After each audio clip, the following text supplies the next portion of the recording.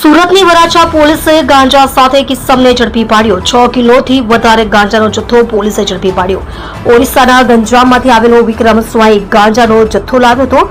વિમલ નામના વ્યક્તિએ સુરતમાં રહેતા ગુડ્ડુને ડિલિવરી કરવા માટે ગાંજો આપ્યો હતો। ગંજામથી ગાંજો અશોકનગર ઝુંપડપટ્ટી પાસે વિક્રમ લઈને આવ્યો હતો।